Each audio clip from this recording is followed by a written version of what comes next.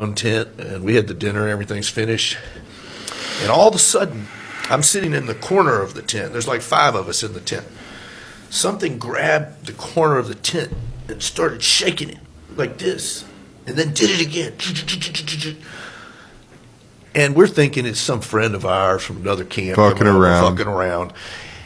And after a while, we think somebody's going to walk in. Nobody walks in. So we get up and like, what the fuck was going on with that?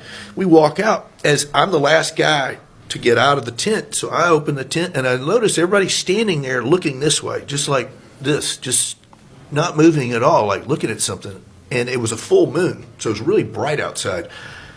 And we were on a glacier, so it kind of reflected. I mean, it was very bright. It was like almost daylight.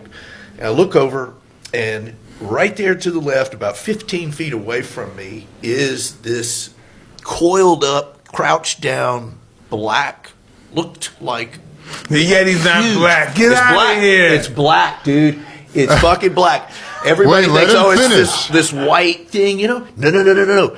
And a friend of mine had seen one before in the same area and told me what it looked like. He said it moves real fast and it's all black. I'm like, okay. I didn't expect to see one. I just heard the story. But when I saw it, it was exactly what he said. How big was it? It was massive. The But it's crazy crouched thing, it down. was crouched down. It had kind of a nose of like more of a longer, like a dog, but it was this jet black, really shiny, long hair, and it had yellow eyes that really you could reflect in the sunset. It looked at us for a while, and then it just jumped. And it jumped over a pile of rocks. It was probably... Not a bear. No. First I thought, is that a dog? I'm like, man, that thing's huge. And then I thought it was a yak because the yaks were coming in to pick our equipment up. And I thought it's like a big cow and I thought that's not a yak. And then it just kept sitting there looking at us. And then it just took off like in some supernatural flight over 100-foot pile of rocks.